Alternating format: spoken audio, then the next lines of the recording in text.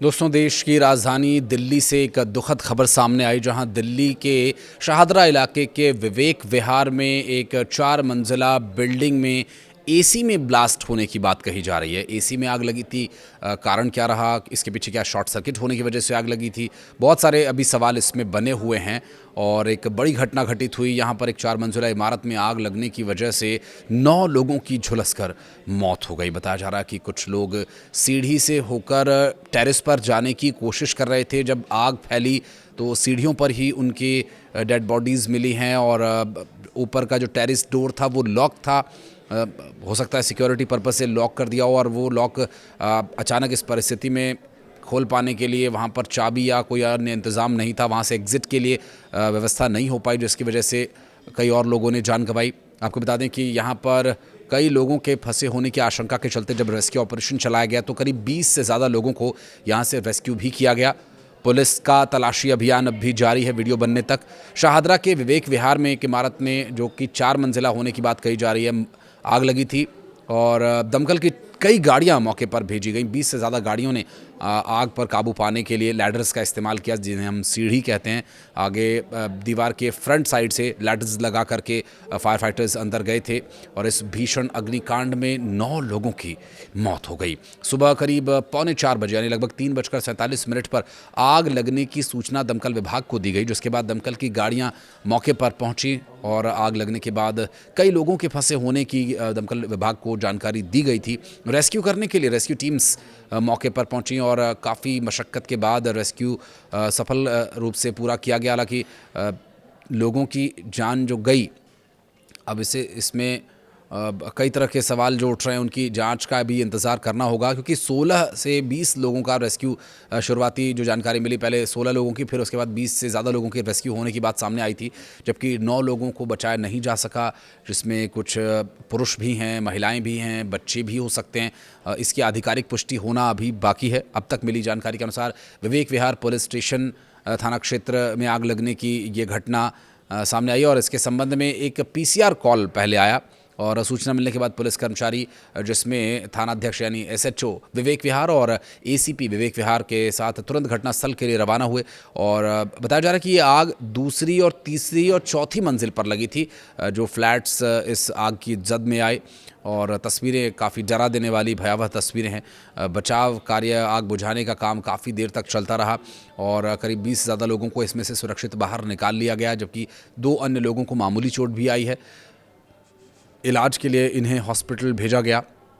आपको बता दें कि GTB हॉस्पिटल जो वहाँ से नज़दीक पड़ता है, इसलिए उन्हें वहाँ पर भेजा गया था। और घटनास्थल पर DDMA के कर्मचारी, ट्रैफिक अधिकारियों और स्थानीय पुलिस के साथ साथ दमकल की 12 से ज़्यादा गाड़ियाँ तत्काल मौके पर मौजूद थीं, जबकि गाड़ियों की आवाजाही को अगर मिला लिया जाए तो करीब 20 टैंकर यहाँ पर फायर विभाग के लगे, और आग बुझाने में, आग पर काबू पाने में फ़िलहाल कूलिंग का काम भी चल रहा है। और बताया जा रहा है कि आग लगने की इस घटना की जो जानकारी दमकल विभाग और पुलिस विभाग को दी गई थी, वो सुबह करीब 3:45 बजे के आसपास दी गई थी। अब इस पूरे मामले में कानूनी कार्रवाई, जांच, सभी विषय फिलहाल जांच के बताए जा रहे हैं। स्थानीय नगर पार्षद जो पंकज लूथरा कह रहे हैं कि सूचना मिलते ही वो भी घटनास्थल पर पहुंचे थे, और उनसे जब बात हुई तो पता चला कि उन्होंने बताया कि ऊपरी मंजिल पर लोग फंसे हुए हैं, और मकान के पिछले हिस्से में करीब 5 शव मिले थे, और एक और शव पिछले हिस्से में मिला।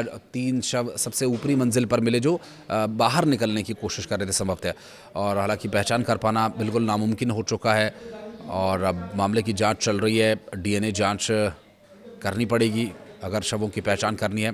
तब तक इस पूरे मामले में कुछ भी कह पाना जल्दबाजी होगा, और इस गंभीर घटना के बारे में जल्दबाजी में कोई भी खबर हम आप तक नहीं पहुंचाना चाहते, इसलिए कुछ भी इस बारे में बिना पुष्टि के कह पाना मुश्किल है।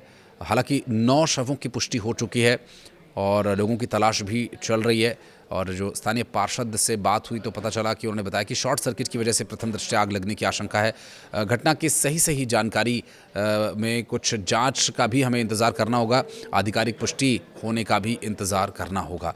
और अगर ये AC ब्लास्ट की वजह से आग लगी है तो गंभीर मामला है, और इसके बाद AC में ब्लास्ट होने की इससे पहले भी कुछ खबरें सामने आती रही हैं।